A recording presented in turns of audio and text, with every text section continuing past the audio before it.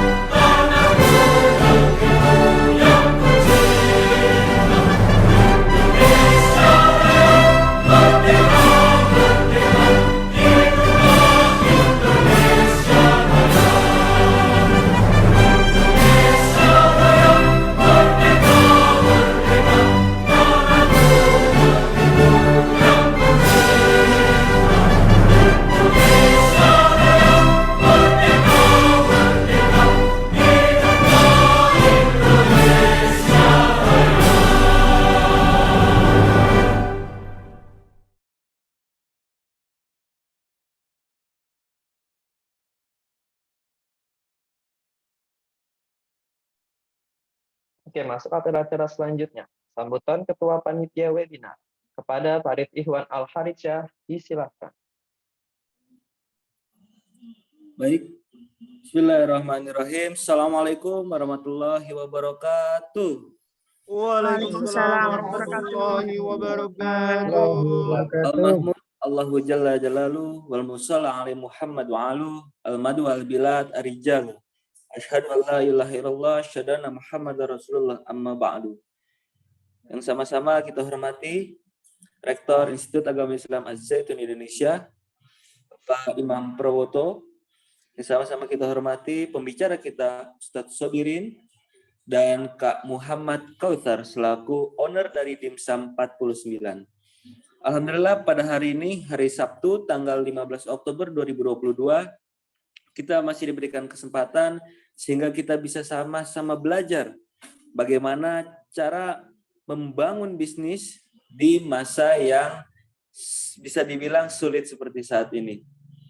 Alhamdulillah pada hari ini kita mendatangkan salah satu owner muda karena kelahirannya tahun 1993 ya, yang saat ini memiliki usaha di bidang food street atau makanan ringan yang ada di Bekasi, Jatiwaringin, yakni Dimsum 49. Nanti juga sudah kita akan aturkan kepada Kak Kautsar akan memberikan materinya supaya kita sama-sama belajar bagaimana cara membangun bisnis dari modal yang bisa dibilang sangat minim. Karena kalau misalkan kita tahu bahwa modal awal dari Dimsum 49 ini itu hanya 500.000. Artinya bukan masalah budget yang menjadi persoalan dalam membangun bisnis, tapi akan ada kunci-kunci lain yang bisa nanti kita dengarkan oleh pemateri dari Kak Kautsar.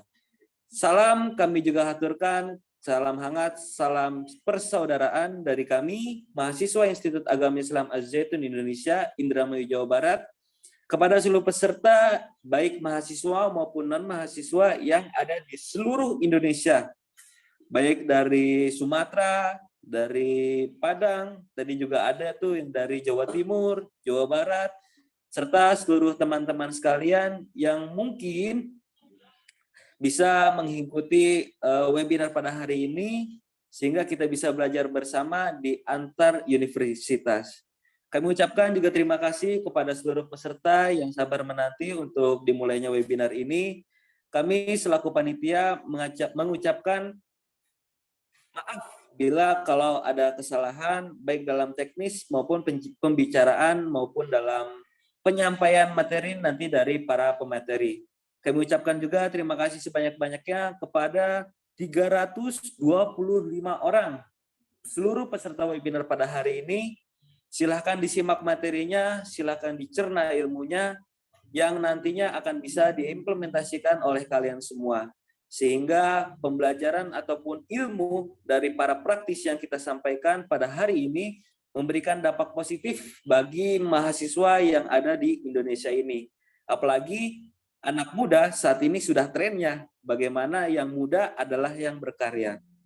Semoga dengan webinar ini kalian mendapatkan manfaat serta ilmu yang bisa diimplementasikan dan bisa dibagikan kepada seluruh teman-teman, kerabat, ataupun bahkan orang tua kalian untuk memulai bisnis dari awal hingga nanti besar.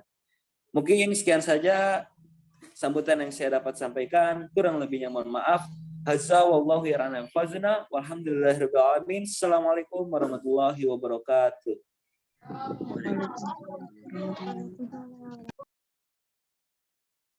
Oke, terima kasih atas sambutan yang telah disampaikan oleh Ketua Panitia. Selanjutnya, sambutan dari Kepala Program Studi Komunikasi dan Penyiaran Islam, Dr. Muhammad Nurholis Abdurazak, FSI, MT. Kepadanya, disilahkan. Alhamdulillah.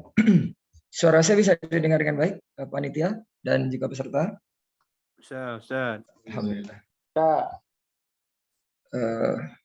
Bersyukur kita kehadirat Allah Subhanahu wa taala, Tuhan yang Maha Esa, bahwa pada kesempatan yang sangat mulia ini kita patut bersyukur setinggi-tingginya dan kita wujudkan dalam ucapan terima kasih yang besar-besarnya kepada utamanya kepada para panitia yang sudah bertunggus lumus mempersiapkan kegiatan ini. Kemudian juga juga kepada terutama pembicara dalam kegiatan webinar ini, Kak Kausar ya sudah berkenan untuk berbagi pengalamannya dalam meniti ya bagaimana usaha bisnisnya yang sama-sama kita bisa saksikan. Semoga ini nanti menjadi bahan penting untuk kita semua. Kemudian juga terima kasih kepada utamanya dosen mata kuliah kewirausahaan yang saya hormati, sahabat saya Ustadz Sobirin SPMPD. Baik, saya dalam hal ini menyampaikan bahwa kegiatan ini adalah salah satu upaya kita di lingkup Prodi Komunikasi dan Penyiaran Islam untuk mampu menjalankan fungsi tridharma semua sivitas akademika, baik itu dosennya juga mahasiswanya. Kita tahu bahwa Trisula Dharma kita itu yang namanya Tridharma perguruan tinggi bukan cuma terkait dengan pendidikan dan pengajaran di kelas, selama ini adalah mata kuliah. Dalam mata kuliah Anda semua dapat berbagi curahan teori pengetahuan. Tapi itu semua baru diperkenalkan kalaupun Anda serap itu baru konsep-konsep abstrak yang masih belum kelihatan wujud konkretnya. Maka pembelajaran yang kolaboratif seperti ini, di mana kita memadukan antara aspek-aspek teori pengetahuan kognitif yang Anda dapatkan di kelas, ini coba kita baurkan, kita kolaborasikan, kita mixkan dengan apa yang sudah dipraktikkan oleh para praktisi-praktisi keilmuan, khususnya di mata kuliah kewirausahaan. Dan Kak Kausar ini satu contoh yang sangat baik untuk Anda jadikan sebagai pembanding bagaimana Anda melihat kolaborasi antara aspek teori dan praktek. Anda sudah mendapatkan itu, dan saatnya Anda menggunakan kemampuan indrawi Anda, yaitu mengamati, mengobservasi, bahkan bisa bertanya, ya, menanyakan, mewawancarai umumnya forumnya, ya, untuk melihat bagaimana dan bagaimana. Nah, gitu ya. Karena memang pembelajar seperti kita semua ini selalu akan dihadapkan ada pertanyaan apa, bagaimana, dan untuk apa, ya, serta mengapa atau untuk apa. Nah, disinilah ruang-ruang akademik di luar kelas itu bagi sebuah kampus itu harus selalu di-create, diadakan.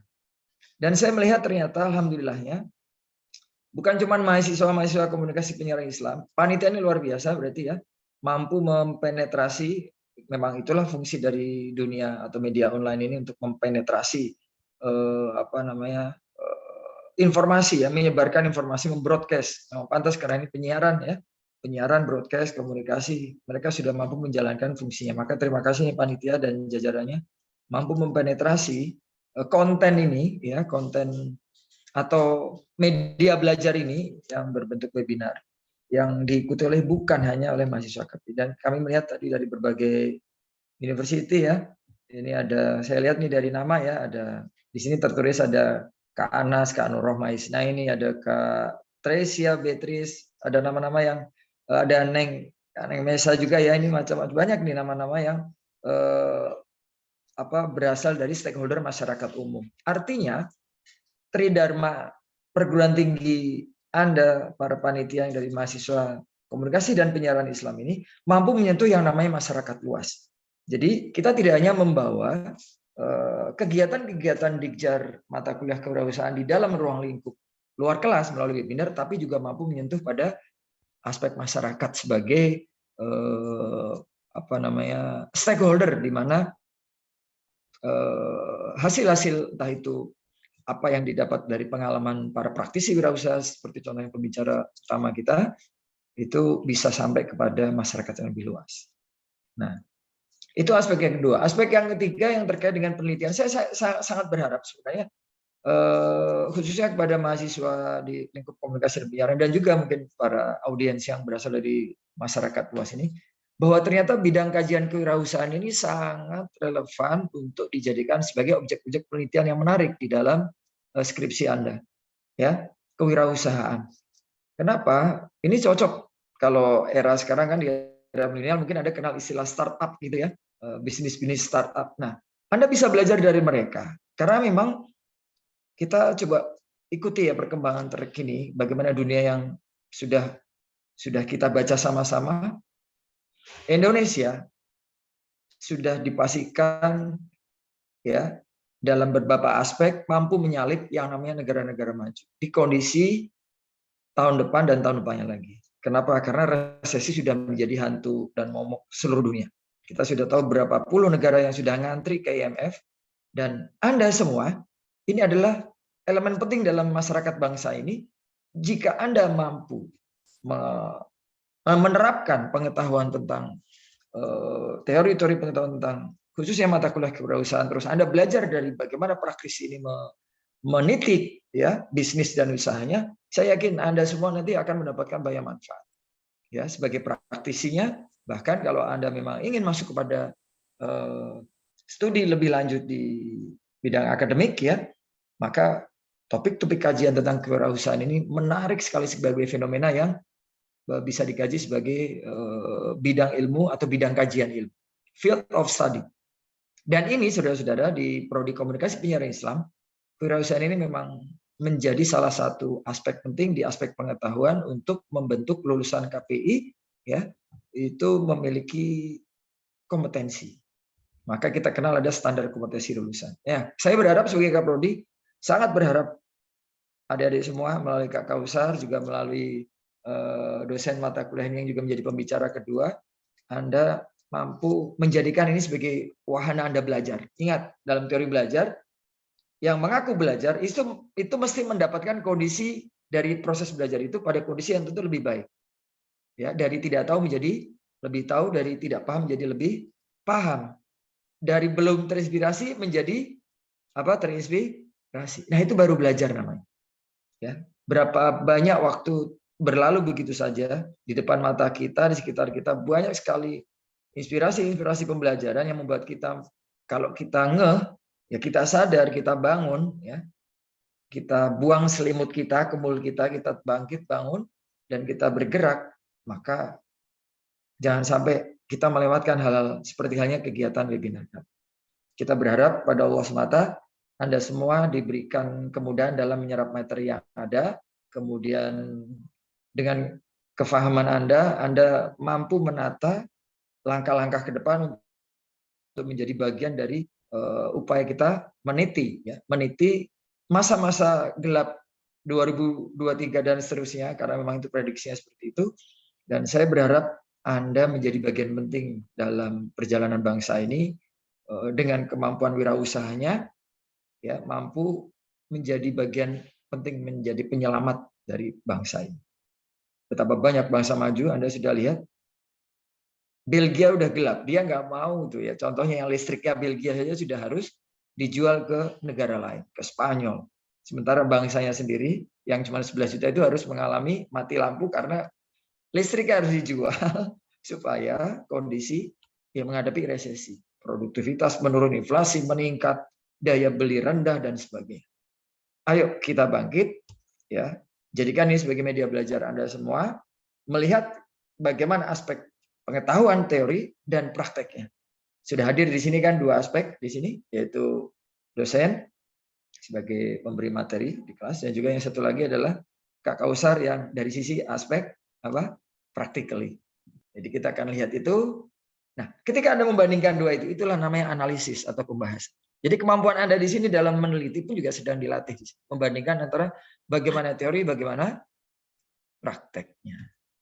Demikian saudara-saudara, semoga acara ini bermanfaat buat Anda semua, buat kita semua, dan selamat belajar, selamat menyimak, dan semoga inspirasi bisa Anda dapatkan melalui acara ini.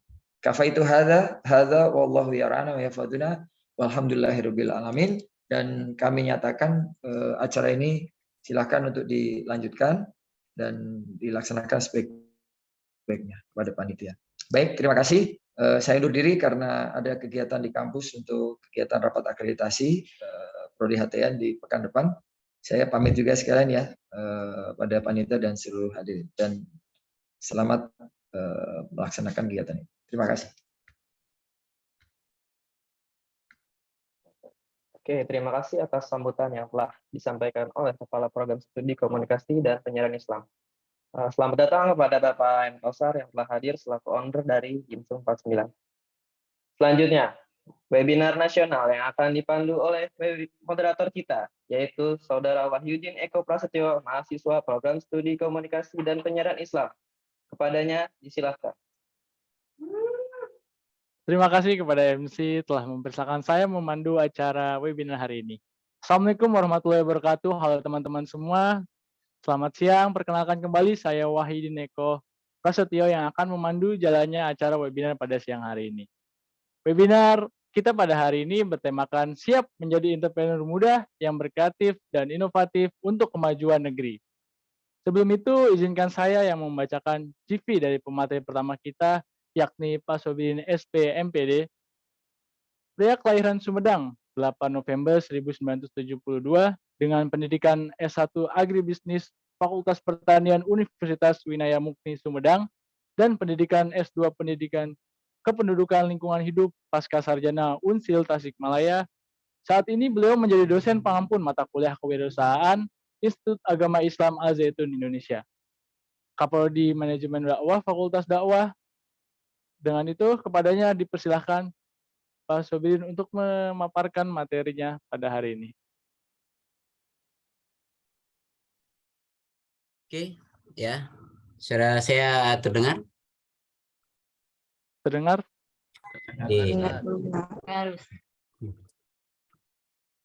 Oke, bismillahirrahmanirrahim. Assalamualaikum warahmatullahi wabarakatuh. Waalaikumsalam. Waalaikumsalam warahmatullahi wabarakatuh. Waalaikumsalam warahmatullahi.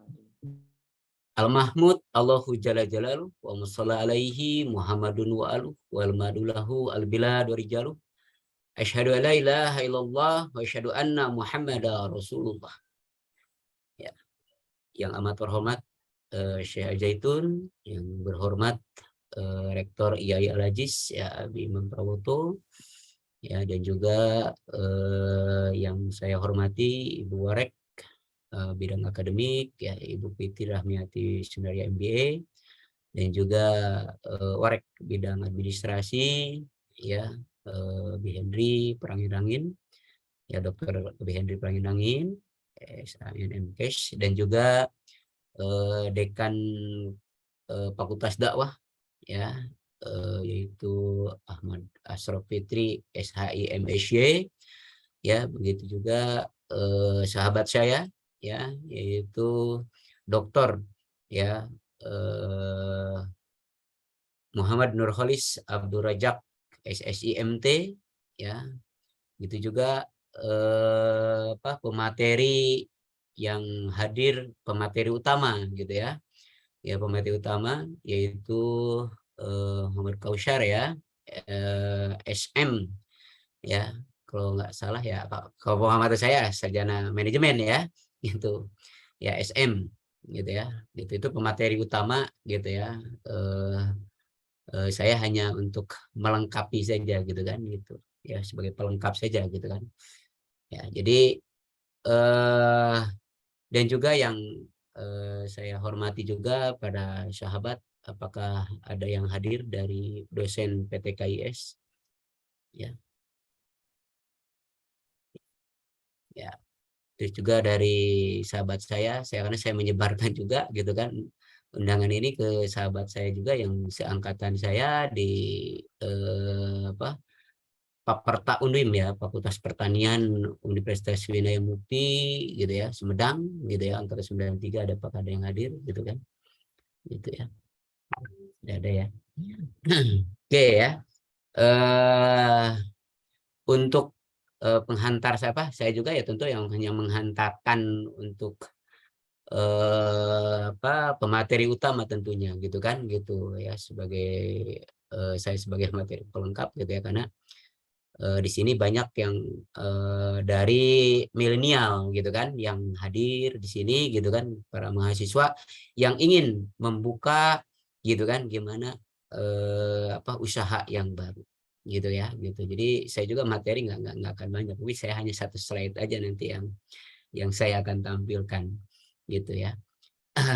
Jadi yang langkah yang perlu yang utama yang kita yang pertama ini yang terutama yang mindset kita gitu kan gitu bahwa dalam diri kita untuk melangkah lebih maju itu harus berkeyakinan dalam diri kita ini bahwa bisa gitu kan gitu ya jadi pasti bisa gitu ya jadi itu yang langkah yang pertama itu gitu kan gitu ya jadi dalam mindset itu kita harus tanamkan bahkan harus bisa ditulis gitu kan apa yang target kita ini gitu kan gitu contohnya mungkin biasanya kan kalau anak-anak muda ini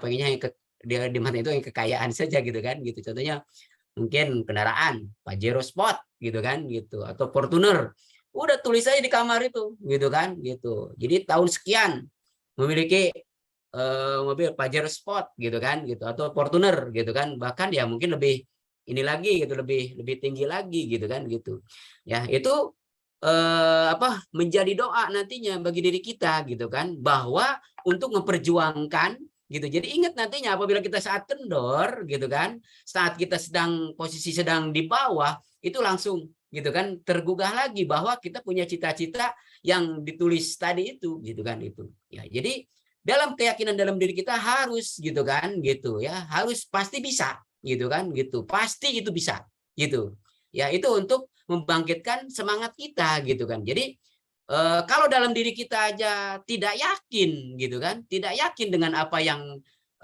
kita cita-citakan bagaimana nantinya Tuhan gitu kan kalau umat Islam itu Allah gitu kan gitu ya Allah akan memberikan istilahnya itu apa yang kita cita-citakan itu dan tidak akan mungkin bahasa kita itu tidak akan gratis gitu kan gitu ya tidak akan gratis tapi Allah akan mereka itu harus diperjuangkan gitu kan gitu harus diperjuangkan gitu kan gitu pasti ada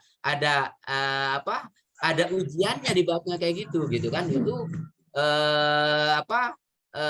harus menjadi tertanam dalam diri kita gitu kan sehingga gitu kan kita mau melangkah gitu kan gitu mau melangkah gitu kan menuju ke apa yang kita cita-citakan gitu oke ya gitu jadi menuju sukses ini titik pemberangkatannya saya share dulu ya gitu saya share dulu nih ya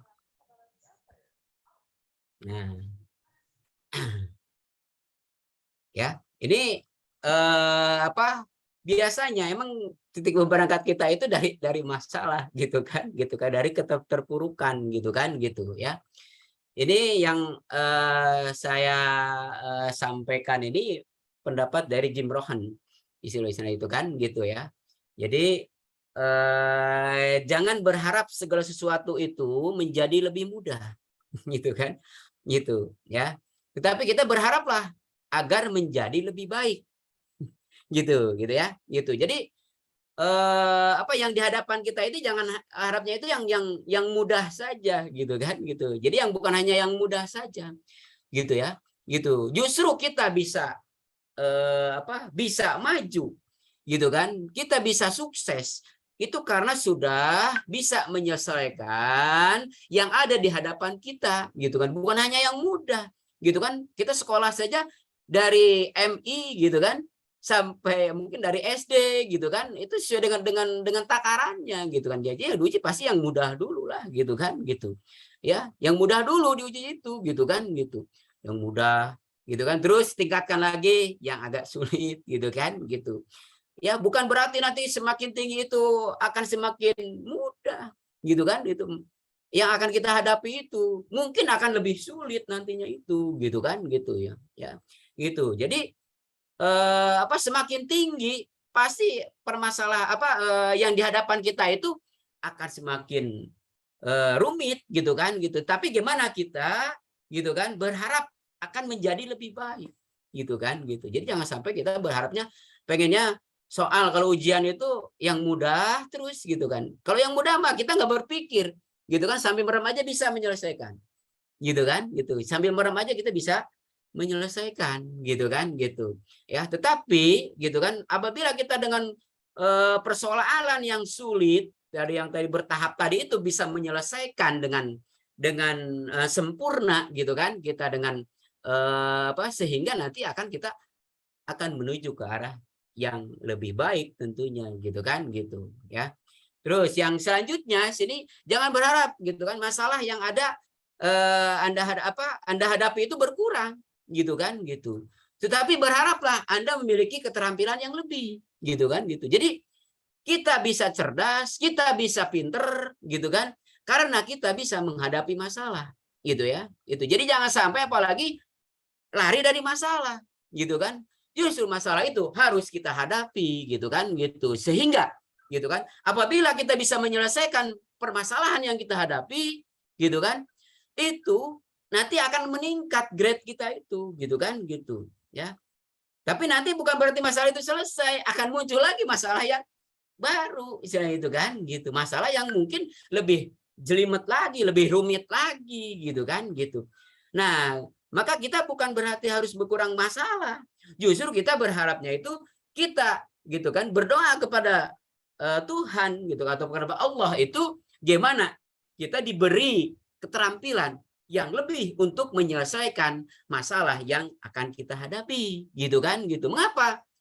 Yang namanya di dunia wirausaha itu gitu kan permasalahan itu sangat kompleks ya, sangat kompleks permasalahannya itu gitu kan gitu. Ya, dari mulai kita mau melangkah saja itu sangat berat. Gitu kan? Bukan berarti kayak Mas Kausar ini gitu kan, Muhammad Kausar ini. Misalnya itu kan, itu langsung sukses gitu kan gitu. Itu kita harus melihat perjalanannya itu gitu kan gitu. Jadi jangan melihatnya suksesnya saja.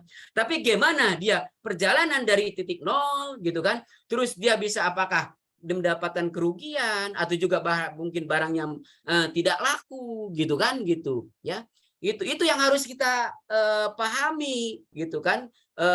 Relnya itu gitu kan atau jalannya itu untuk menuju kesuksesan itu pasti ada yang namanya proses gitu kan gitu. Jadi nggak mungkin langsung ujuk-ujuk di mana itu gitu kan gitu. Jadi itu kita pahami, kita dalami gitu kan gitu. Yaitu sehingga kita bisa menyelesaikan permasalahan yang kita hadapi gitu kan gitu ya. Gitu. Jadi persaingan baik itu sama-sama usaha yang sejenis gitu atau juga mungkin berbeda jenis gitu kan gitu ya. Jadi di sekitar kita itu pasti yang nggak suka itu pasti ada. Kita nggak banyak orang yang nggak rela kita maju gitu kan. Nah itu yang harus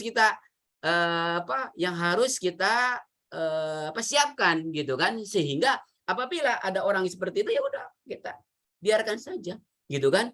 Kita yang penting kita tetap tadi itu apa yang kita inginkan itu tadi Pajero Sport gitu kan itu atau Fortuner gitu kan atau lebih kalau anak saya yang anak kelas 5 itu bahannya itu Alphard gitu kan gitu. Kalau saya itu apa tuh A5 gitu kan gitu ya. A4 gitu kan gitu. Jadi Alphard kata gitu kan gitu pengennya itu gitu. Itu baru anak saya yang baru kelas 5 gitu udah tahu Alphard bisa itu kan gitu. Jadi kendaraan yang ya sangat mewah bisa itu kan gitu. Harganya juga ya fantastis gitu kan gitu.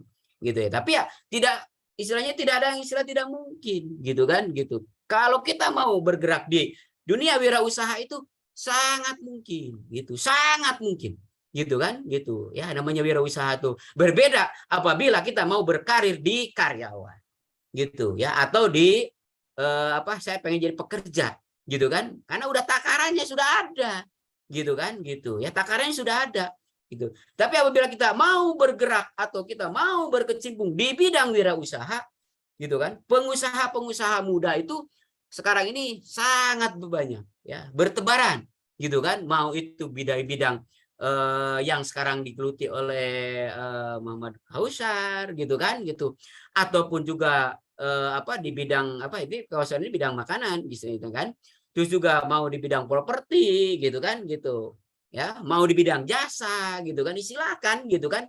Jadi yang bisa kita tempuh yang ada di hadapan kita itu yang harus kita jalankan gitu. Jadi jangan mencari-cari yang sulit gitu kan. Jadi yang ada di hadapan kita itu yang harus kita jalankan ya gitu ya itu. Jadi mindset kita ya harus kita tadi rombak apabila kita belum mengarah ke arah sana gitu. Jadi blok-blok yang ada dalam gak mungkin. Nah itu tuh. Jadi kita ngeblok sendiri gitu kan dalam diri kita itu. Justru kita harusnya gitu kan, gitu kita wah pasti bisa gitu kan. Sambil kita terus bekerja keras tentunya gitu kan. Mungkin kita tercapainya itu bisa setahun, bisa 2 tahun, bisa 3 tahun, bahkan bisa 10 tahun, bahkan bisa 50 tahun, bisa saja gitu kan, tergantung perjuangan kita gitu, kerja keras kita untuk menggapai cita-cita yang akan kita raih itu kan gitu. Itu yang harus gak mungkin gitu kan. Allah aja gak akan menguji seseorang gitu kan gitu ya. Jadi Allah tidak akan merubah seseorang. Gitu, bahasa ininya dalam Al-Qur'an itu Allah tidak akan merubah suatu kaum ya apabila kaum itu tidak mau berubah gitu kan. Nah, kita skupnya kita perkecil lagi, Allah tidak akan merubah seseorang apabila orang itu tidak mau berubah gitu kan. Jadi titik pemberangkatannya dari diri kita sendiri gitu kan. Diri kita sendiri harus berubah gitu untuk mengapa? Untuk menggapai cita-cita yang yang kita inginkan gitu, yang cita-cita yang kita akan raih gitu kan gitu ya. Kita tulis baca itu supaya apa? Supaya saat kita kendor itu ini punya cita, saya pengen seperti ini gitu ya. Oke, itu permasalahan gitu. Jadi masalah itu pasti ada dimanapun, kapanpun pasti akan ada gitu ya. Jadi jangan sampai kita lari dari masalah gitu. Justru masalah itu harus kita hadapi, selesaikan dengan baik gitu kan, sebaik-baiknya gitu kan, gitu yang terbaik gitu kan gitu ya. Itu permasalahan ya.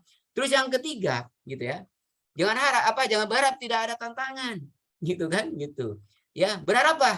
Anda diberi kebijaksanaan lebih gitu kan gitu.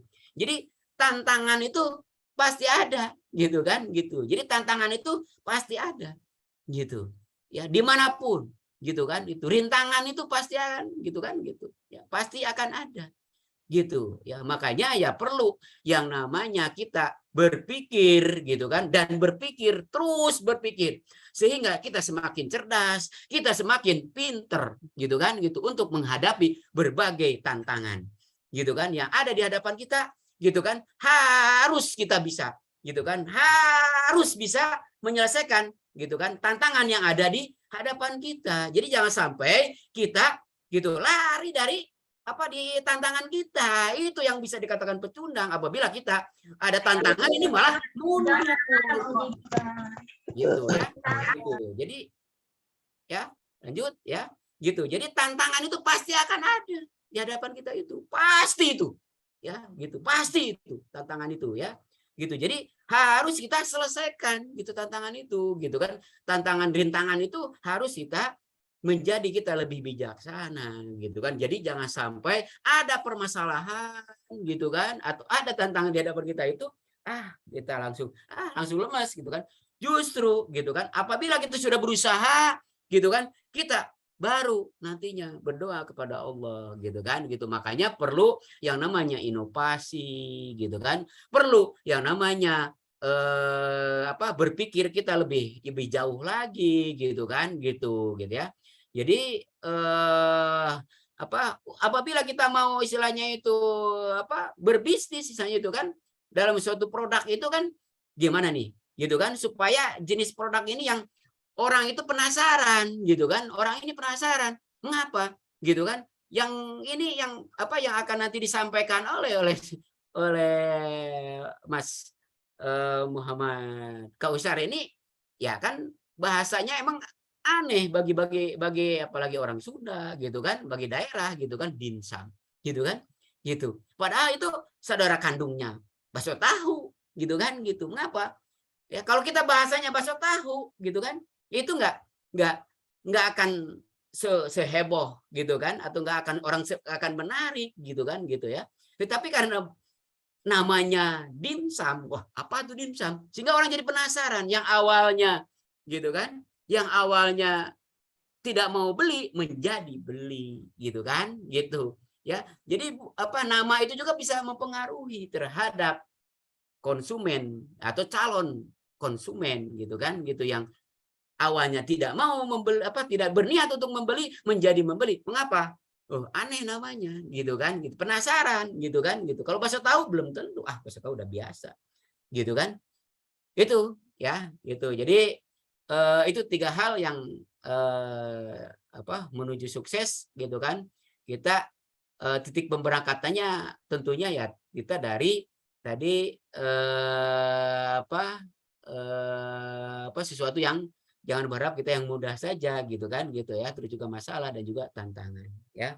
Mungkin itu yang bisa saya sampaikan gitu ya, gitu supaya nanti dari Mas Muhammad Kausyar gitu kan, ini bisa lebih leluasa gitu kan, dan juga nanti ada tanya jawab gitu kan, karena materi utamanya dari Mas Muhammad Kausyar gitu kan gitu. Kalau saya hanya sebagai pengantar dan juga sebagai sponsor gitu kan gitu ya. Nanti untuk apabila bertanya nanti ada sesi untuk bertanya nanti mungkin di akhir gitu kan gitu ya. Gitu ya, mungkin dari saya cukup sekian, walaupun mungkin dari slot waktu yang saya berikan itu masih ada beberapa menit lagi gitu kan gitu, supaya nanti lebih maksimal gitu kan, lebih maksimal gitu kan menyimak materi yang akan disampaikan oleh pemateri yang utama gitu ya. Dari saya cukup sekian, ya lebih kurangnya mohon maaf ya, gitu. Yang sebesar-besarnya ya dari saya, hadza wallahu yar'ana wa yahfadna walhamdulillahirabbil alamin. Saya kembalikan ke pembawa acara. Terima kasih kepada Pak Sobirin atas materi yang disampaikan. Bagaimana teman-teman semua? Menarik bukan penjelasan dari Pak Sobirin? Semoga kita bisa mengambil pelajaran dari materi beliau, bahwa kita jangan berharap segala sesuatu menjadi mudah, berharaplah agar menjadi lebih baik. Jangan berharap masalah yang akan dihadapi berkurang, berharaplah Anda memiliki keterampilan lebih. Dan juga jangan berharap tidak ada tantangan, berharaplah Anda diberi kebijaksanaan lebih. Selanjutnya untuk pemateri kedua, kita di mana teman-teman semuanya akan mendengarkan pemaparan langsung dari narasumber yang tentunya berpengalaman dan kompeten di bidangnya. Siapa lagi kalau bukan Kak Muhammad Kausar? Alhamdulillah beliau sudah ada di Zoom meeting. Kak Kausar merupakan owner Dimsum 49. Siapa yang tidak tahu Dimsum? Dimsum merupakan dari bahasa Kanton yang berarti makanan kecil.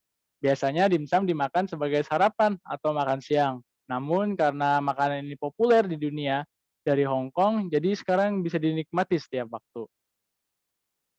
Ketika kita ingin membuat usaha kuliner seperti Dimsum 49, kita harus mempunyai unit sale yang menarik, seperti Pak Sobrin bilang. Punya value makanan yang enak, food traffic yang bagus, seperti jalanannya yang ramai, yang membuat orang melihat usaha kalian. Atau produknya yang unik, seperti dimsum itu. Unik seperti contohnya, kalau menurut saya kayak mie ayam misalnya. Misalnya mie ayamnya pakai daging wagyu atau pakai keju mozzarella. Untuk lebih lanjutnya pembahasan ini tentunya akan berguna sekali bagi kita semua yang ingin memulai bisnis dari nol, yang sedang menjalankan bisnisnya juga. Tapi sebelum itu mari kita kenalan dulu dengan Kak Kausar lewat video dan CP-nya berikut ini. Boleh panitia untuk menampilkan.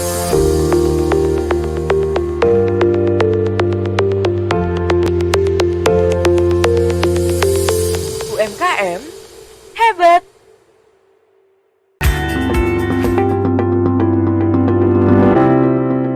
UMKM hebat, Indonesia hebat. Ya, Kak Muhammad Kausar SM, pria kelahiran Jakarta 26 Agustus 1993 dengan pendidikan S1 di Bina Nusantara University. Beliau menjabat sebagai Direktur Utama di PT 49 Nusantara Muda, sebagai Komisaris Utama di PT Fundina Retail Indonesia, sebagai Komisaris di PT Infinity Digital Technology. Beliau juga memiliki segudang pengalaman, seperti CEO Mastermind Batch 3 2021, Millionaire Minsight Bootcamp XX1 2021, CEO Development Business.id 2021, Value Creation Business.id 2021, Strategi Business Camp for COObusiness.id 2021, dan juga strategi Digital Marketing for Leader Purwadika Digital Technology School 2021. Oke, halo Kak Kausar, apa kabar? Sudah siap membagikan ilmu dan pengalamannya kepada kita semua? Halo Mas Eko, Assalamualaikum warahmatullahi wabarakatuh pada seluruh peserta webinar. Ya, alhamdulillah. Salam. Oke, teknis webinar kali ini diharapkan lebih interaktif, lebih banyak tanya jawab, begitu Kak Kausar? Ya, betul. Kita interaktif, namun saya juga udah siapkan juga materi tentang kreativitas dan inovasi yang sudah dilakukan di PT 49 Nusantara Muda. Gitu. Kalau Ya. tadi saya dengar informasi dari Ustaz Sopirin juga di webinar ini juga kan ingin mengetahui bagaimana langkah-langkah dalam mendirikan usaha dan lain sebagainya gitu ya. Nah, ini mungkin kalau secara langkah-langkah kita akan lebih banyak interaktif gitu ya. Namun untuk selanjutnya saya juga sudah siapkan juga mengetahui lebih detail lagi tentang kreativitas dan inovasi yang sudah dilakukan. Begitu ya. Oke, baik. Langsung saja kita dengarkan pemaparan materi dari narasumber kita, yaitu Kak Kausar. Untuk itu saya persilakan. Ya. Oke, ini saya share screen kali ya. Iya Kak, silakan. Oke.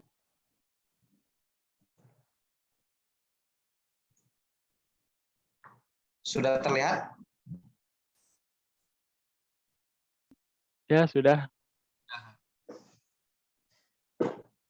Oke, bismillahirrahmanirrahim. Assalamualaikum warahmatullahi wabarakatuh. Materi yang akan saya sampaikan adalah siap menjadi entrepreneur muda yang kreatif dan inovatif untuk kemajuan negeri. Ini tadi profil saya ya. Tentunya tadi sudah dijelaskan melalui video juga. Dan fokus pada materi ini adalah bagaimana PT 49 Nusantara Muda melakukan kreativitas dan inovasi produk dan layanan, serta tujuannya adalah supaya operasional bisnis dan juga value daripada perusahaan ini bisa meningkat. Ada 4 poin yang dilakukan oleh PT 49 Nusantara Muda. Yang pertama adalah inovasi berbasis kebutuhan pasar. Lalu yang kedua, inovasi berbasis value. Yang ketiga adalah inovasi berkelanjutan dalam operasional bisnis. Dan yang keempat adalah inovasi berbasis teknologi.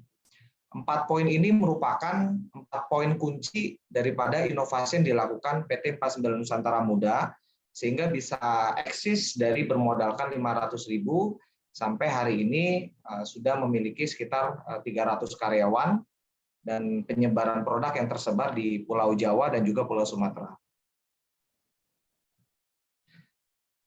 Yang pertama adalah inovasi berbasis kebutuhan pasar.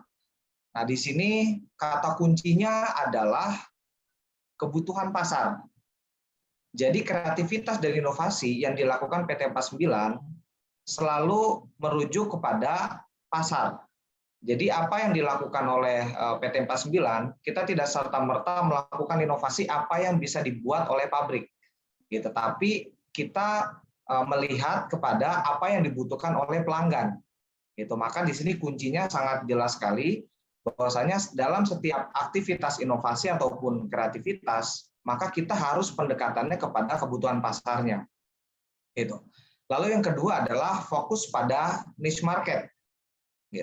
Jadi niche market di sini adalah pangsa pasar yang sangat ceruk pasar yang tajam, ya.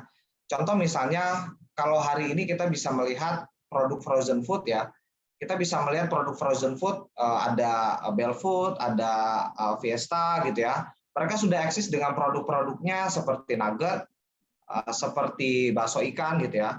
Lalu 49 ini masuk setelah mengetahui kebutuhan pada pasar besarnya apa, maka kita tahu frozen food ini adalah pasarnya sangat besar. Kita melihat dari data kebutuhan market frozen food ini sangat besar kalau kita lihat di online ya. kebutuhan frozen food ini dalam setiap tahunnya berkisar antara 10 sampai 15 triliun dalam 1 tahun. Nah, maka dari data tersebut PT 49 kita masuk kepada ceruk pasar yang lebih lebih tajam gitu ya. Kita masuk kepada pasar dimsum yang mana bertujuan supaya kita bisa dikenal oleh masyarakat. Dengan kita semakin tajam, maka semakin mudah juga konsumen memahami kita ini siapa. Gitu. Kalau misalnya kita bergeraknya juga langsung kepada produk nugget, kita bergerak pada produk bakso ayam atau bakso ikan gitu ya, maka pemain-pemain terdahulunya sudah ada. Gitu. Ketika kita masuk ke sana, yang ada dalam benak konsumen, ketika kita menjual produk, maka mereka akan kembali kepada kebiasaan lama, kepada pemain lama. Gitu. Pemain lamanya siapa? Fiesta, ada Belfood, ada Sogut. Nah, maka di sini kuncinya kita harus masuk kepada ceruk pasar yang tajam. Kita masuk ke pasar tajam dulu, kita dikenalnya dari dimsum, maka dari sana ketika memang sudah dikenal bahwasanya PT 49 adalah perusahaan dimsum, kita adalah pabrik dimsum. Dari situ ketika sudah dikenal, baru kita bisa melebarkan kepada produk-produk lainnya. Begitu. Nah, kalau di 49 kita masuk pada pasar dimsum dan juga kepada swalayan dan resto. Dimsum pertama dan terbesar di Indonesia. Kenapa kita masuk kepada swalayan? Karena dimsum ini juga sudah beredar banyak di masyarakat luas dengan format seperti restoran-restoran dimsum. Jadi kalau di Jakarta, di Surabaya, ya di kota-kota besar, ini banyak sekali juga pemain-pemain resto dimsum seperti Imperial, gitu ya, dan lain sebagainya, gitu ya. Nah, mereka ini berbasiskan restoran, gitu. Ketika kita tahu kebutuhan pasarnya tentang dimsum ini, ada di restoran, dan kita juga melihat bahwasanya konsumen masyarakat Indonesia ini juga membutuhkan dimsum ini bukan hanya sekedar restoran. Masyarakat juga membutuhkan produk dimsum ini untuk menjadi bekal anak, gitu ya. Untuk misalnya menjadi bekal ketika pergi ke kantor. Gitu. Maka format yang kita dirikan adalah format swalayannya, gitu. Ini juga untuk bertujuan agar mempermudah masyarakat untuk mengenal kita, gitu. Maka kita masuk kepada swalayan, yang mana swalayan dimsum kita adalah menjadi yang pertama di Indonesia, swalayan dimsum dan restonya. Jadi kita sebutnya adalah one stop shopping dimsum, dan ini merupakan yang pertama di Indonesia.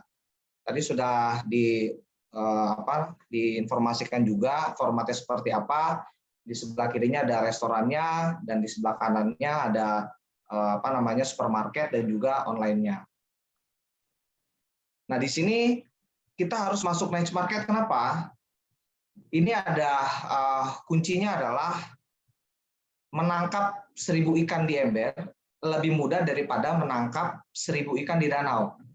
Gitu. Jadi ini merupakan formulasi ketika kita masuk pada ceruk pasar dibandingkan kita masuk pada pasar yang luas. Kita tahu tadi ya, frozen food gitu ya, sudah banyak beredar di Indonesia gitu ya, sudah banyak beredar, sudah banyak pemain-pemainnya, dan bagaimana kita dari yang kecil gitu ya, kita bisa dikenal oleh masyarakat. Dari yang kecil bagaimana kita bisa eksis? Maka kita membuat ceruk pasar yang baru. Gitu. Kita membuat kolamnya lagi.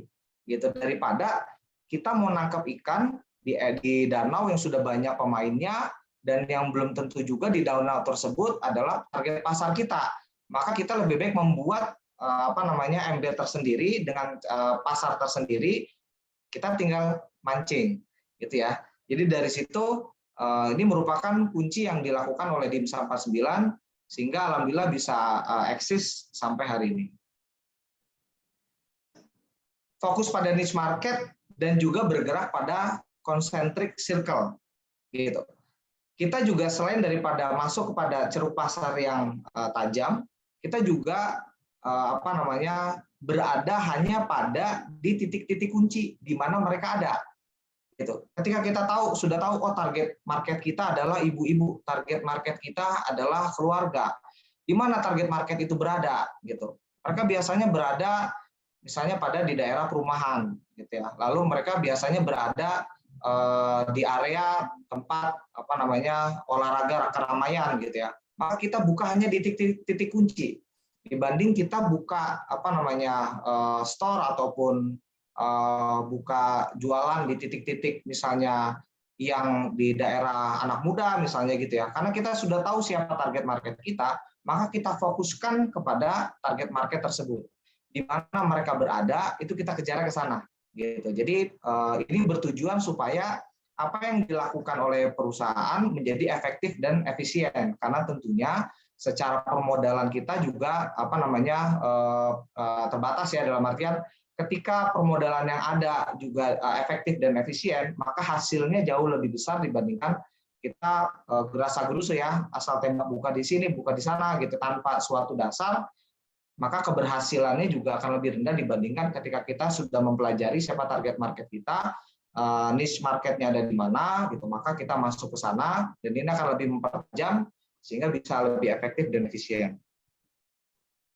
Lalu yang kedua adalah inovasi berbasis value. Dan ini sangat penting sekali buat perusahaan maupun wirausaha yang baru ingin memulai usaha ataupun pengusaha yang ingin melakukan scale up dalam usahanya. Inovasi berbasis value ini tujuannya adalah agar perusahaan memiliki daya saing yang berkelanjutan. Gitu. Apa bedanya ketika perusahaan atau produk memiliki value atau tidak? Contoh misalnya ketika kita melihat Starbucks ya, kopi. Ketika kita beli kopi Starbucks, ini harga jualnya bisa 40.000 gitu satu gelasnya. Padahal kopinya mungkin harga modalnya 2.000 atau 3.000 gitu ya. Yang bisa dijual di di warung kopi dan lain sebagainya, ini jualnya mungkin hanya 5.000 gitu ya. Dan ini kenapa Starbucks bisa menjual 40.000 dan itu laku banget gitu. Dan ini yang ditanamkan adalah value-nya oleh Starbucks. Jadi dia bukan hanya sekedar jualan kopi gitu. Pembeda yang paling utama ada pada brandnya, brand Starbucks-nya. Ketika kita bawa gelas kopi kosongan yang kita jualnya harganya 5.000, dengan kita bawa gelas kopi Starbucks yang harganya 40.000, maka kita akan memiliki perasaan, wah, saya keren nih, gitu. Saya keren, bisa minum kopi Starbucks, gitu. Dan ini menjadi pride kepada teman-teman dan lain sebagainya, gitu ya. Dan itu yang dijual oleh Starbucks. Yang dijual adalah value-nya. Jadi yang dijual bukan kopinya. Kalau kita bergerak yang menjual kopi, maka secara daya belinya juga rendah. Mungkin dijualnya hanya 5.000 gitu ya. Dan ketika kita masuk jualnya, kita menjualnya, yang kita jual adalah value, maka harga berapapun ketika kita tahu target marketnya tepat, itu akan dibeli dengan sangat mudah oleh konsumen. Begitu. Dan strategi ini yang juga dilakukan oleh Dimsum 49. Kita menaikkan value daripada produk dan juga perusahaan. Contohnya adalah ketika tahun 2018 Dimsum 49 ini mulai berproduksi, kita melihat kompetitor kita ini kebanyakan adalah rumah tangga.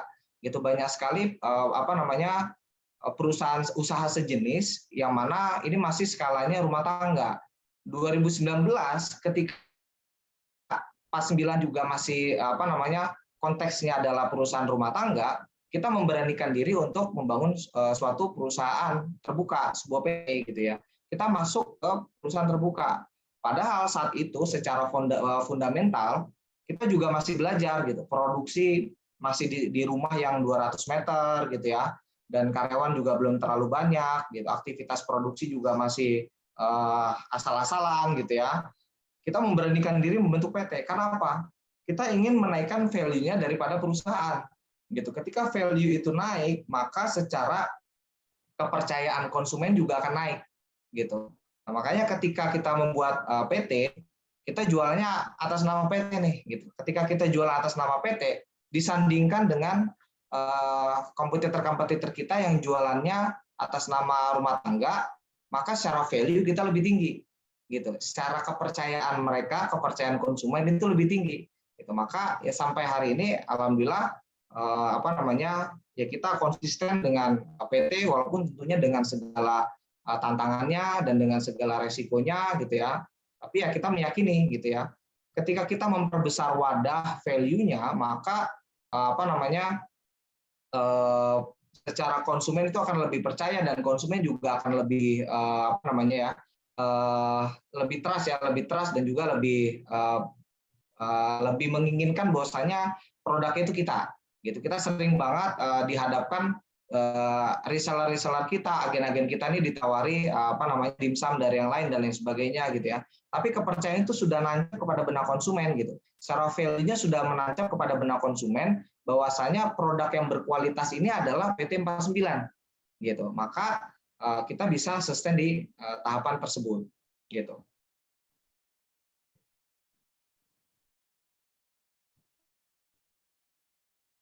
Kita harus memahami hubungan antara produk, benefit, dan juga value. Jadi customer itu nggak peduli dengan produk yang mereka pedulinya terhadap apa yang bisa dilakukan oleh produk itu. Contoh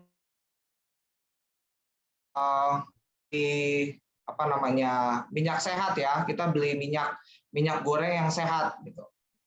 Maka apakah kita beli produknya? Yang kita beli adalah benefit daripada produk tersebut gitu. Kalau kita pakai minyak tersebut, maka kita akan menyehatkan gitu. Begitu juga dengan odol ya. Kalau kita pakai odol yang misalnya untuk gigi sensitif, maka yang kita beli bukan hanya odolnya, tapi kita membeli benefitnya dari produk itu gitu. Kita beli dari benefitnya dari produk itu apa? Benefitnya adalah ketika kita pakai odol ini, maka gigi sensitif kita akan berkurang gitu. Jadi di sini tahapannya kita masuk kepada value yang kita berikan, value dan benefit yang kita berikan kepada konsumen. Dan ini adalah titik kunci supaya produk kita bisa sustainable, begitu. Dan ini juga ketika kita sudah masuk pada tahapan menjual benefit dan value, ketika ada kompetitor kita ini mereka jualnya secara harga, misalnya dia akan banting harga gitu ya, kita jual harga misalnya 200.000, kompetitor kita jual 180.000 gitu ya. Ketika benefit dan value itu sudah nancap dalam benak konsumen kita, maka harga itu tidak lagi relevan. Gitu. Mereka tidak akan melihat siapa yang harganya paling murah, tapi mereka akan melihatnya siapa yang memberikan benefit dan value yang lebih besar. Gitu. Maka di sini kita menghindari perang harga, namun kita masuk kepada tatanan baru yaitu perang secara value. Gitu. Dan ini akan lebih sustainable juga dibandingkan kita perang harga. Kalau kita perang harga, akhirnya jual 180.000, nanti jual lagi jadi 170.000, jual lagi 150.000. Akhirnya bukannya untung malah buntung. Gitu ya. Berikutnya adalah inovasi berkelanjutan dalam operasional bisnis. Pencapaian efektivitas dan efisien operasional bisnis. Jadi goals-nya adalah ketika kita melakukan inovasi berkelanjutan dalam operasional bisnis, goals-nya adalah untuk mencapai tingkat efektivitas dan efisien operasional bisnis ini tinggi, gitu. Apa sih inovasi berkelanjutan dalam operasional bisnis? Contoh misalnya, ketika kita produksi produk gitu ya, karyawan kita produksi produk memerlukan waktu 1 jam, misalnya dengan manual gitu ya. Nah, maka ketika kita tahu kita harus melakukan inovasi agar operasional bisnis ini bisa efektif dan efisien, maka kita tambahkan mesin misalnya gitu ya, atau kita memperbaiki flow arusnya, arus operasional bisnisnya kita perbaiki dari yang 1 jam akhirnya bisa turun, bisa secara efektif bisa turun waktu kerjanya jadi 1/2 jam misalnya gitu. Lalu tahun berikutnya kita turunkan lagi bagaimana caranya supaya inovasi berkelanjutan ini secara operasional bisnis bisa turun lagi menjadi 15 menit gitu. Jadi itu yang dilakukan di DIMSA 49 supaya apa? Supaya inovasi ini berkelanjutan terus-menerus dan kita bergerak pada efektif dan efisien. Kuncinya ada di mana? Kuncinya kita harus melihat di mana titik kritisnya dalam setiap hambatan, dalam setiap operasional perusahaan, dalam setiap kegiatan usaha kita. Contoh misalnya kalau di DIMSA 49 titik kritisnya ada pada produksi dimsumnya, pada proses pabrik dimsumnya. Maka dari situlah kita merunutnya gitu. Kita harus tahu Paretonya ada di mana. Dalam setiap aktivitas operasional, biasanya 80% keberhasilan itu ditentukan oleh 20% kunci daripada operasional bisnisnya. Jadi kita harus tahu kuncinya dalam usaha kita itu apa, sehingga yang 20% ini bisa menghasilkan output terbaik yang 80%-nya. Gitu. Baru dari situ setelah kita tahu seberapa pengaruh kegiatan tersebut dalam mencapai goal kita, baru kita kita breakdown lagi gitu ya, kegiatan-kegiatannya apa, mana yang menghambat untuk mencapai goals-nya gitu ya. Maka dari situ kita perbaiki gitu. Kalau di DIM 49 kita sudah masuk kepada penggunaan data. Jadi secara data ini kita update berkala setiap hari gitu ya. Jadi dalam setiap keputusan yang dilakukan oleh manajer-manajer dan juga pimpinan di DIM 49, kita berbasiskan dengan data. Jadi pengambilan keputusan ini bukan hanya sekedar oh ini kerjanya lambat nih misalnya gitu kan. Ini kayaknya karyawannya kerjanya lambat gitu kan. Ternyata setelah kita runut menggunakan data gitu ya. Oh ternyata dia kerja lambat ini karena faktor mesinnya problem misalnya atau seperti apa gitu ya. Dari situ kita perbaiki gitu. Jadi inovasi berkelanjutan dalam operasional bisnis dan juga berbasiskan dengan data. Ini foto pabrik Dimsum 49 yang kedua di daerah Jatiwaringin. Lalu yang keempat adalah inovasi berbasis teknologi. Inovasi yang dilakukan oleh perusahaan atau dari Dimsum 49, kita juga mengacu kepada teknologi.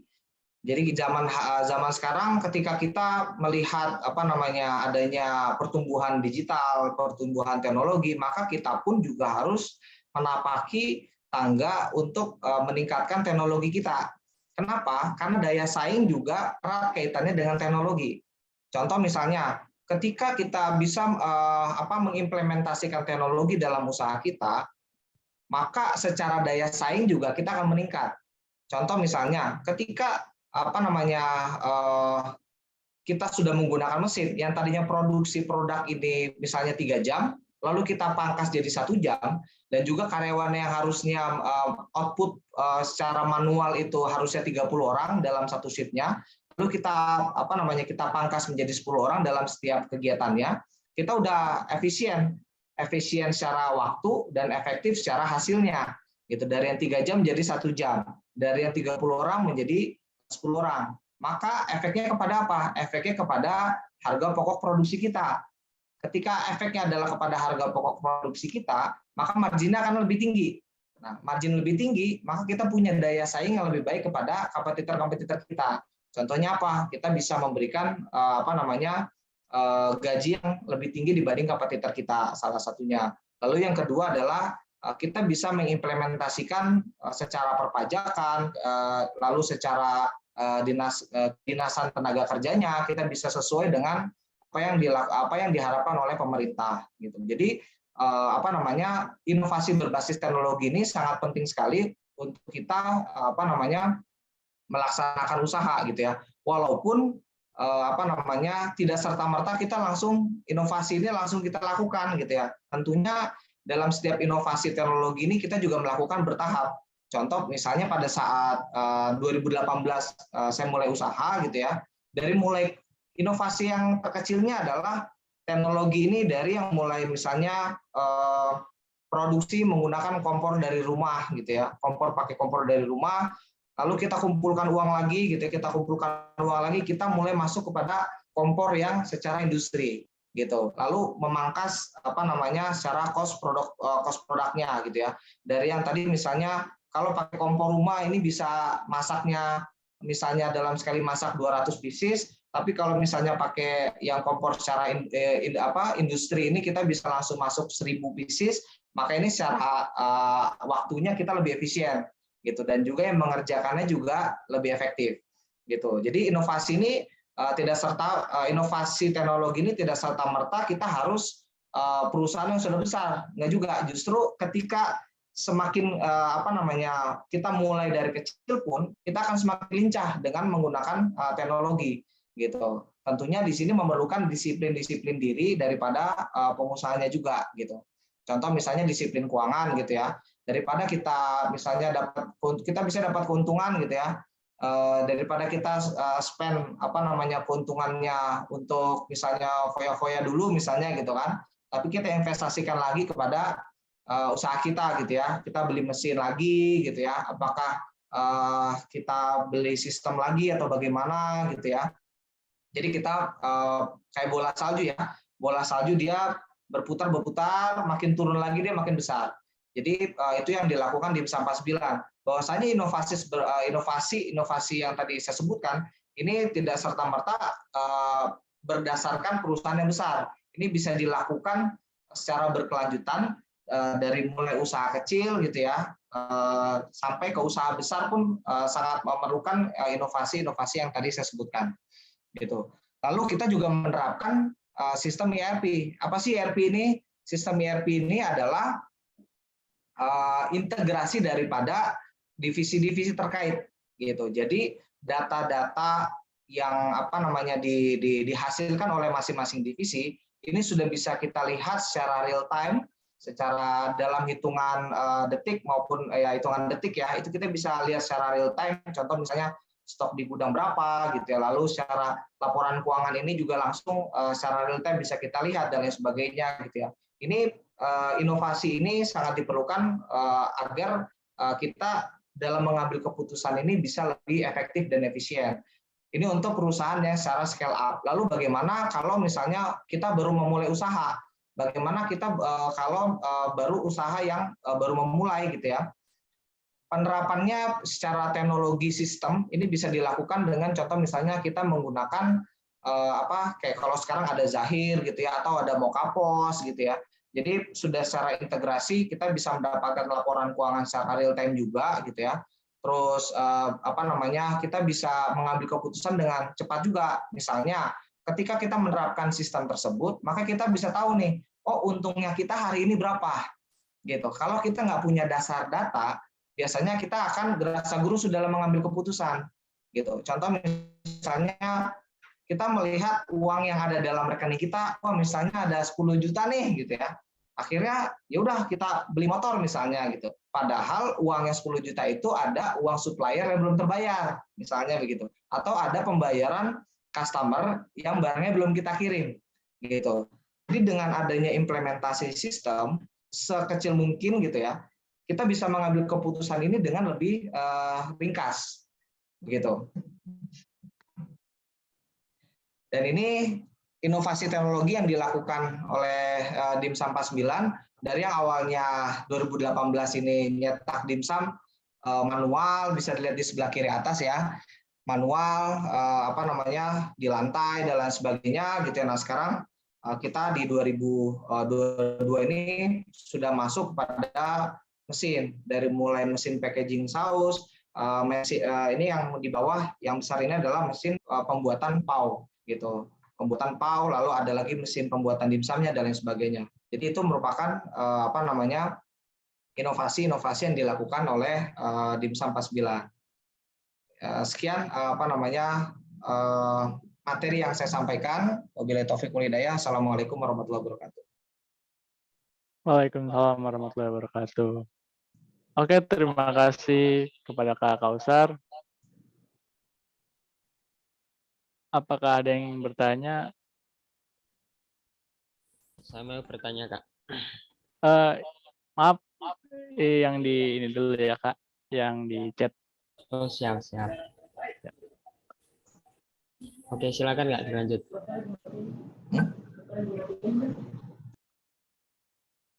Oke, untuk pertanyaan pertama kita dari Amri Depok.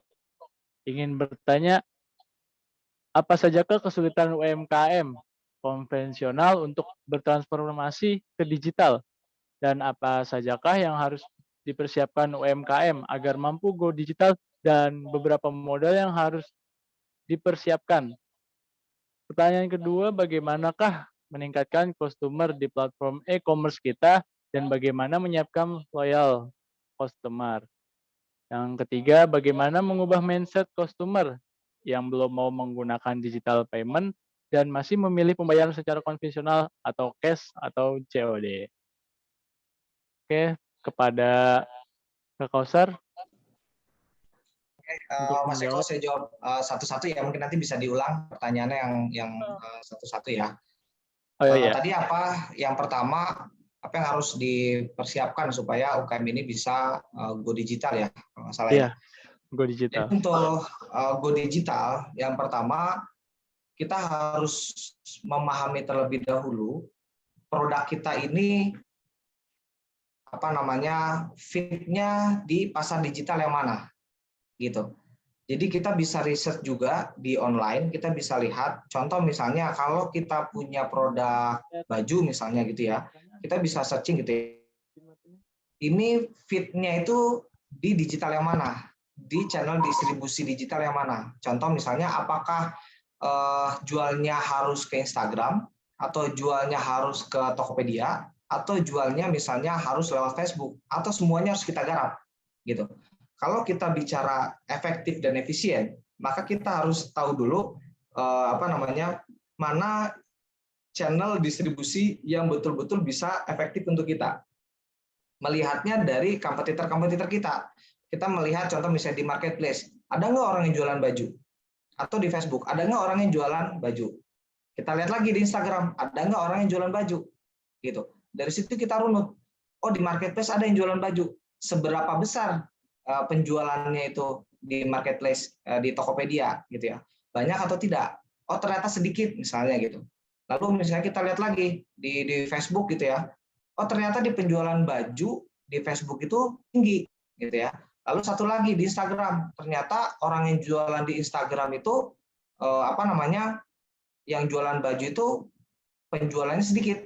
Dari data tersebut, setelah kita ulik-ulik gitu ya, kita bisa ambil kesimpulan. Maka agar efektif dan efisien secara permodalan kita, secara effortnya kita, maka kita fokuskan saja masuk ke channelnya Facebook untuk jualan baju, gitu. Jadi yang harus dipersiapkan, kita harus tahu dulu yang produk kita itu fit to marketnya yang mana, gitu. Produk kita masuknya ke channel distribusi online yang mana, gitu. Dari situ baru kita pelajari misalnya, oh dari Facebook. Ya udah kita pelajari bagaimana caranya menjual yang baik, kita bagaimana secara bahasa-bahasa yang supaya orang itu mau membeli produk kita secara langsung misalnya kayak gitu. Jadi persiapannya kita harus tahu dulu produk kita posisinya di mana, dan kita juga melihat di pangsa pasar Facebook tersebut harga jualnya berapa. Misalnya harga jual di sana 25.000 gitu kan. Terus kita dengan produk sejenis kita jualnya terlalu tinggi, misalnya 40.000 kan nggak mungkin gitu ya. Jadi apakah kita jualnya juga sama-sama 25.000 kah gitu? Kalau misalnya kita jualnya 30.000 tapi kita tambahkan value lain misalnya kayak gitu. Jadi persiapannya itu menurut saya. Yang kedua boleh dibacakan kembali Mas Eko tadi pertanyaannya. Yang kedua, bagaimanakah meningkatkan customer di platform e-commerce kita dan bagaimana menciptakan loyal customer? Oke, bagaimana kita meningkatkan loyal customer dan juga bisa menjadi yang terbaik lah ya di dunia marketplace gitu ya. Di sini kalau di marketplace kita bisa bermain ini kalau di Tokopedia atau di Shopee biasanya ada Shopee Ads ya, atau misalnya ada Tokopedia Ads gitu dengan kita memasukkan kata kunci. Jadi dibanding misalnya kita kosongan jualan di Tokopedia, biasanya kalau kita ketik produk di marketplace, itu ketika kita klik, makanya muncul biasanya akan banyak tuh penjual-penjual gitu ya. Nah kuncinya bagaimana kita bisa menjadi nomor satu di sana, gitu. Bagaimana kita bisa tampil di halaman pertama. Nah itu tekniknya, itu kita bisa dengan menggunakan Tokopedia Ads gitu ya, atau Shopee Ads gitu ya, dengan kata kunci. Misalnya ya kita bermain secara intuisi kita gitu ya. Ini kata kunci yang paling sering dicari ketika orang mencari produk baju tadi misalnya di Tokopedia misalnya gitu ya. Itu kata kuncinya apa? Dari situ kata kunci itu kita keep, kita masukkan kepada algoritma kita di Tokopedia Ads gitu ya. Misalnya kita ketik kata kuncinya, biasa orang cari baju murah misalnya gitu. Atau baju dengan kotanya dia di mana gitu. Baju baju muslim gitu ya, atau baju Jakarta, baju apa gitu ya. Dari situ kita kunci kata kuncinya ke dalam akun marketplace kita, dan itu biasanya akan lebih efektif muncul di halaman pertama gitu. Lalu bagaimana kita bisa meningkatkan loyal customer? Loyal customer ini dia adalah konsumen yang repeat order. Jadi bagaimana kita bisa menciptakannya? Ketika mereka sudah masuk, ketika kita tadi sudah masuk kepada halaman pertama di marketplace, lalu mereka melakukan pembelian, nah kita bisa melakukan komunikasi kepada konsumen tersebut. Nah kalau di Dimsum 49, kita biasanya langsung masukkan akun-akun tersebut itu sebagai database kita. Gitu. Jadi kita punya akun database, gitu. Jadi kita secara berkala ini kita chat mereka, gitu ya. Ketika mereka habis beli produk kita, lalu kita ucapkan terima kasih, gitu. Lalu kita mintakan saran dan juga keluhannya apa dan lain sebagainya, gitu ya. Lalu kita juga misalnya kita berikan sedikit gift lah atau bagaimana, gitu kan kepada konsumen tersebut, gitu ya. Nah kalau di Dimsum 49 biasanya setelah dari marketplace itu akan dipindahkan kepada akun WhatsApp gitu. Jadi akan dikonversi ke akun WhatsApp. Dari akun WhatsApp nanti kita pendekatan lagi, kita hati ke hati gitu ya. Sehingga dari yang tadinya customer bisa naik menjadi reseller Dimsum 49. Gitu. Akhirnya mereka bukan hanya konsumsi sendiri tapi mereka bisa jualan lagi nih, bisa jadi jualan produk Dimsum 49 gitu ya. Dari reseller akhirnya naik lagi jadi agen. Itu skema yang kita buat sehingga kita bisa implementasi loyalty customer seperti itu. Lalu untuk yang ketiga, pertanyaannya boleh ditanyakan lagi. Yang ketiga, bagaimanakah mengubah mindset customer yang belum mau menggunakan digital payment dan masih memilih pembayaran konvensional atau cash? Ya, untuk masuk ke digital payment, tentunya kita bisa memberikan benefit-benefit gitu, benefit-benefit misalnya tidak mesti dalam hal konteksnya uang, misalnya diskon ataupun kupon misalnya gitu ya, tapi bisa jadi dalam bentuk misalnya jadi gratis pengantaran misalnya begitu, ataupun dengan konversinya apa gitu ya. Jadi kita memberikan benefit lagi yang kita bisa berikan kepada konsumen tersebut gitu. Jadi memang kita juga harus lihat juga si customer-nya ini memang tidak mau gitu ya, atau memang kita tidak menyiapkan secara fasilitasnya secara lengkap misalnya begitu. Contoh misalnya ketika kita minta pakai digital, pakai GoPay atau bagaimana gitu ya, secara alat kita misalnya belum lengkap atau bagaimana gitu ya. Tapi kalau memang itu berdasarkan dari dalam diri si konsumennya, maka biasanya kita menggunakan secara benefit-benefit. Sama halnya ya ketika Gojek melakukan penetrasi pasar gitu ya, orang yang tadinya biasa nggak bayar pakai GoPay, lalu biar bisa masuk ke GoPay ya dikasihkan benefit-benefit dan lain sebagainya. Itu yang bisa kita lakukan gitu untuk bisa merubah ya cara bermain mereka dari yang konvensional lalu ke digital. Oke, baik Kak Kausar. Selanjutnya ada pertanyaan dari Rekliar dari kampus Universitas Internasional Semen Indonesia. Dengan studi kasus, bagaimana operasional bisnis laundry yang efektif menurut Kak Kausar? Ya, operasional bisnis laundry yang efektif. Menurut saya, operasional bisnis apapun ya, bukan hanya laundry ya, yang efektif itu yang kembali lagi kepada pasarnya. Gitu. Laundry pun punya ceruk pasar yang berbeda-beda. Contoh misalnya, kita punya laundry yang target marketnya mahasiswa, misalnya gitu. Lalu ada orang punya laundry yang target marketnya hotel. Maka secara efektifnya menurut dua sisi ini sangat berbeda. Misalnya untuk mahasiswa, efektifnya mereka ini adalah kecepatan, misalnya gitu. Lalu misalnya efektifnya untuk mahasiswa adalah secara harga yang terjangkau, misalnya gitu. Nah, kita bisa bermain dari sana. Jadi kita mengetahui terlebih dahulu secara target market laundry-nya ini siapa, lalu kita baru bermain secara efektifnya seperti apa, dan apa efektif yang ingin kita harapkan. Apakah efektif secara operasional perusahaannya, usaha laundry kita, atau secara penjualan kita, gitu ya, atau secara apa gitu ya. Jadi itu yang harus kita gali terlebih dahulu gitu ya. Kalau secara operasional bisnisnya, Maka misalnya setelah kita tahu target marketnya itu membutuhkan cepat, maka efektif secara operasional kita juga mengarahnya kepada efektif secara kecepatan kita.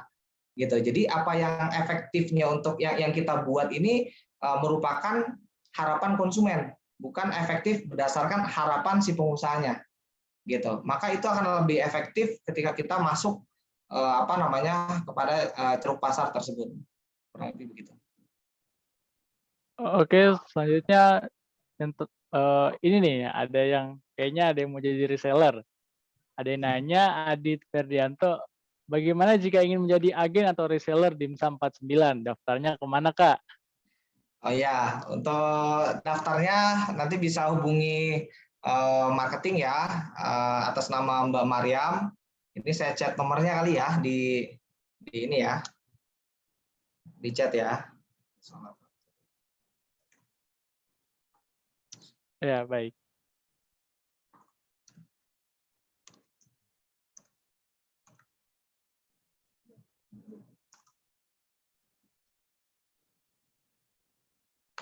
Ya, udah saya chat. Oke, terima kasih. Selanjutnya dari Herdi, dari IAI Al-Aziz, sudah adakah sistem warlaba atau franchise? Kalau ada, berapa minimal atau maksimalnya? Ya, kalau di Dimsum 49 kita masuknya ke dalam skema kemitraan. Jadi kemitraan ini berbeda dengan franchise. Kalau franchise dari pusat ini memberikan lisensi, lalu yang secara operasionalnya dilakukan oleh orang yang membeli franchise. Gitu. Nah, kalau di Dimsum 49 karena kita harapannya adalah untuk perusahaan yang sustainable, gitu ya. Maka kami mengambil keputusannya adalah membuka kemitraan. Jadi kalau kemitraan ini mitra kita akan membantu dalam sisi permodalan gitu ya dan juga lokasi. Maka secara pusat operasionalnya ini dipegang pusat gitu. Jadi operasional tidak dipegang oleh mitra kita. Operasional dipegang oleh pusat gitu. Tapi mitra kita membantu dari sisi permodalannya.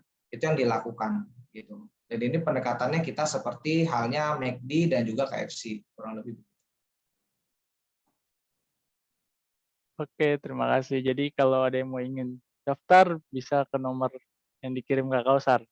Ya, selanjutnya nanti bisa, dari Sarijan Maulana. Pertanyaannya, belakangan ini ada berita tentang prediksi perekonomian 2022. Jujur sebagai pemula usaha, saya agak khawatir juga bagaimana pandangan Mas Kausar tentang hal tersebut. Ya, ini erat kaitannya dengan apa yang dilakukan oleh Dimsum 49 di tahun 2018 gitu. Dengan adanya pandemi ya. Kita baru mulai juga 2018 Januari kita baru bentuk PT, Maret April sudah pandemi. Gitu. Kuncinya ada di mana? Kita harus punya keyakinan dalam setiap kesusahan maka ada kemudahan. Gitu. Jadi kuncinya di mana misalnya entah apakah itu resesi ataupun kejadian-kejadian secara global ataupun secara nasional gitu ya. Kita mesti peka gitu. Kita harus memiliki sensitivitas yang tinggi. Gitu. Kita harus memiliki sensitivitas di mana kita jalur mana yang ketika orang lain ini terpuruk kita justru malah meningkat. Gitu. Itu yang dilakukan Dimsum 49 pada tahun 2019 ketika pada saat itu banyak karyawan di PHK gitu ya, lalu banyak ibu-ibu rumah tangga ini penghasilannya kurang gitu ya. Dari yang tadinya target marketnya Dimsum 49 ini adalah orang-orang yang jualan pakai gerobak dan lain sebagainya, maka kita memberikan edukasi dan kita menginformasikan kepada masyarakat bahwasanya Dimsum 49 ini bisa hadir sebagai solusi gitu pada saat pandemi. Mereka bisa jualan dari rumah, mereka nggak mesti buka toko, bisa hanya jualan dari WhatsApp group gitu ya, bisa jualan melalui Facebook gitu. Jadi kita melihat kita hadir sebagai solusi gitu. Ketika nanti resesi ataupun seperti apa, kita harus bergerak kepada memberikan solusi kepada masyarakat gitu. Jadi kita bukan mengikuti arus, tapi kita justru kita bisa memberikan jalan solutif kepada masyarakat yang terbawa arus, gitu. Sama halnya kayak misalnya orang ada apa namanya kerusuhan dan lain sebagainya, gitu ya. Di setiap kerusuhan pasti ada orang jualan minuman yang laku, gitu kan. Nah, kita harus memposisikan diri kita ini menjadi yang jualan minumannya, gitu, bukan yang justru malah kebakar toko-tokonya atau dan lain sebagainya, gitu ya. Nah, kita harus memposisikan diri kita harus punya sensitivitas itu, gitu. Oh, di sini ceruk berarti kita masuknya jadi begini nih, gitu. Apakah dengan produk yang sama atau dengan produk yang berbeda, misalnya kayak gitu. Mengikuti dengan kebutuhan-kebutuhan yang ada. Kurang lebih seperti itu. Oke, baik. Selanjutnya, keberhasilan Dimsum 49 di samping kegigihan Mas Kausar sebagai owner, tentunya dukungan dari tim juga. Seberapa pentingkah keterlibatan tim sehingga Dimsum 49 menjadi besar? Ya, keterlibatan ini tentunya sangat penting sekali, gitu ya. Kita kalau bergerak sendiri, kita bisa cepat sampai kepada apa yang kita harapkan, gitu. Tapi dengan tim, kita bisa banyak mencapai banyak mencapai apa yang kita harapkan, gitu. Kalau kita sendiri, mungkin kita bisa cepat nih, gitu. Tapi dengan keterlibatan tim, kita bisa banyak hal yang bisa kita capai, gitu. Tentunya tim ini harus sangat baik, gitu ya. Dalam artian keterlibatan tim ini juga sangat penting sekali di Dimsum 49, karena contoh misalnya tim kita juga hari ini banyak diisi oleh expert-expert, gitu ya. Jadi yang sudah pengalaman-pengalaman juga, gitu ya. Contoh di bidang marketing, gitu ya. Ketika business owner biasanya kan punya strategi yang terbatas atau punya kapasitas pemikiran yang terbatas. Nah, tim ini yang melengkapi kita, gitu. Contoh misalnya tim di Dimsum 49, ketika saya fokusnya kepada pengembangan, maka saya punya tim, punya partner yang dari sisi sistemnya, dari sisi secara ngejagain strukturnya seperti apa, gitu. Jadi kita memiliki tim yang memang melengkapi kita, gitu. Nah, nanti dari situ juga ada tim yang secara kompeten juga bisa mengimbangi daripada langkahnya kita secara marketing. Oh, mungkin hari ini kita bisa jualannya sampai agen reseller, gitu. Lalu kita hire lagi secara expert yang bisa masukin produk Dimsum 49 ini masuk ke pasar-pasar modern trade, apakah masuk ke Alfamart, masuk ke Indomaret, masuk ke Carrefour dan lain sebagainya, kayak gitu. Jadi keterlibatan tim ini sangat penting sekali supaya untuk mengisi kekurangan kita, gitu. Jadi langkah-langkah kita juga secara pengembangan kita maju, tapi secara fundamental juga kita kuat juga, gitu. Kurang lebihnya seperti itu, Mas Eko. Oke, apa sudah terjawab pertanyaan dari teman-teman semua?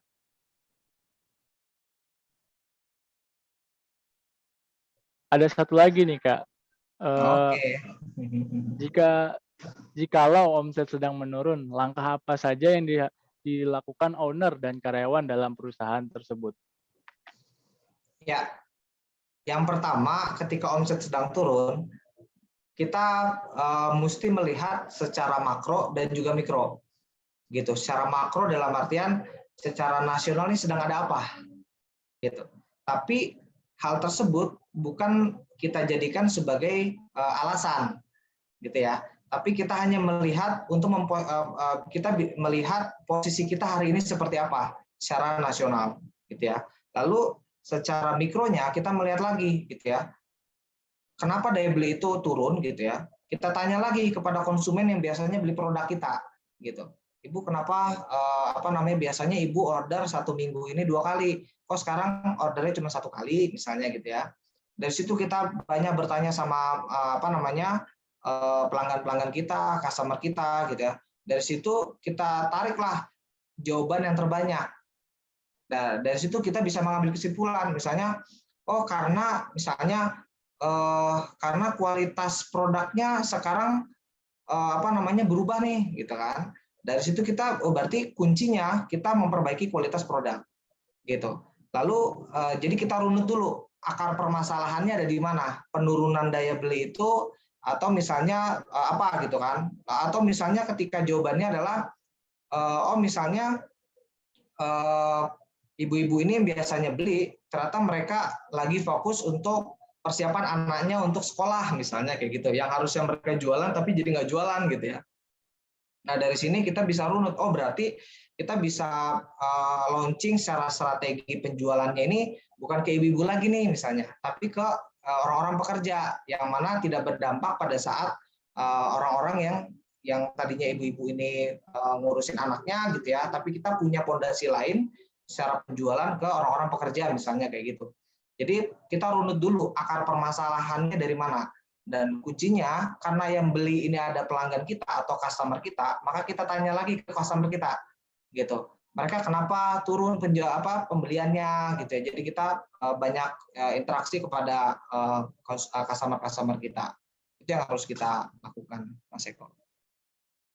Oke, terima kasih. Mungkin sudah semua ya pertanyaan dijawab. Oke, terima kasih Kak Kausar. Wow, Mas, pemaparan ilmu dan juga pengalaman yang luar biasa ya dari pemateri kita hari ini. Terima kasih Kak Kausar untuk waktu dan penyampaian perjalanan bisnisnya. Berharap agar kita dapat mengambil pembelajaran dari setiap perjalanan Kak Kausar. Semoga apa yang di-share oleh narasumber kita ini bermanfaat untuk kita semua. Terima kasih juga kepada teman-teman yang sudah aktif bertanya dan juga mengikuti webinar ini sampai akhir. Kalau boleh saya simpulkan bahwa inovasi berbasis kebutuhan pasar itu kita harus mengetahui apa yang dibutuhkan pelanggan. Terus juga ada inovasi berbasis value. Jadi ketika value kita naik dari perusahaan, kepercayaan konsumen kita juga ikut naik. Terus juga inovasi berbasis operasional bisnis seperti kita harus cari dulu nih titik kritis dalam setiap hambatan gitu. Dan yang terakhir inovasi berbasis teknologi seperti yang sudah digunakan oleh DIMSA 49 yaitu penerapan ERP. Jadi kita bisa mengetahui data-data dari tiap divisi, mulai dari data stok DIMSA, terus keuangan dan lain-lain. Oke, sekali lagi terima kasih kepada Kak Kausar atas waktu dan ilmu yang telah diberikan. Semoga sehat selalu, sampai bertemu lagi. Quotes hari ini, sukses itu tidak terjadi semalam ya. Sukses itu dibangun setiap hari. Di mana ada kesusahan, di situ ada kemudahan. Saya Wahidin Eko, sekian terima kasih. Wassalamualaikum warahmatullahi wabarakatuh. Saya kembalikan kepada MC. Oke, terima kasih kepada Wahidin Eko Prasetyo selaku moderator. Diingatkan kembali kepada para peserta diharapkan mengisi absensi yang telah diberikan di room chat atau di WhatsApp group. Oke. Hadirin acara selanjutnya yaitu sesi foto bersama. Diharapkan kameranya.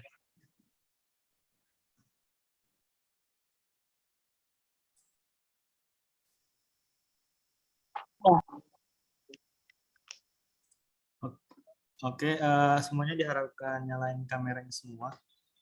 Kita foto beberapa kali ya, karena ada lumayan banyak. Iya, Pak. Oke, yang bagian pertama dulu. 3, 2, 1.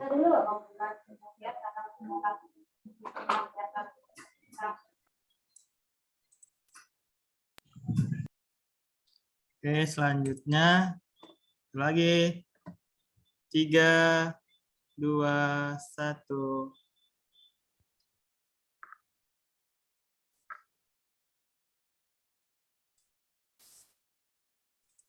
Oke, selanjutnya.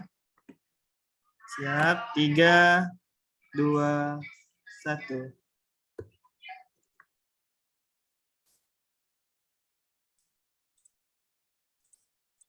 Oke, sekali lagi. 3, 2, 1.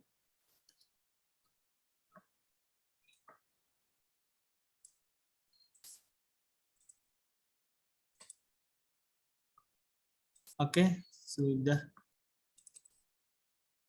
Berikan kepada MC. Oke, selesai sudah untuk sesi foto bersama. Masuk atur acara yang terakhir, yaitu penutup. Hadirin yang berbahagia, kita telah sampai di penghujung acara. Terima kasih banyak kepada narasumber, moderator, serta para peserta yang telah menyimak acara dari awal sampai akhir. Semoga banyak ilmu yang didapat untuk diaplikasikan dalam kehidupan sehari-hari. Mari kita sempurnakan dengan berhamdalah. Alhamdulillah. Terima kasih kepada Kausar yang telah memberikan materinya pada webinar kali ini. Saya mewakili panitia yang bertugas menyampaikan mohon maaf atas salah kata dan perbuatan. Akhir kata, terima kasih. Wassalamualaikum warahmatullahi wabarakatuh. Waalaikumsalam warahmatullahi wabarakatuh.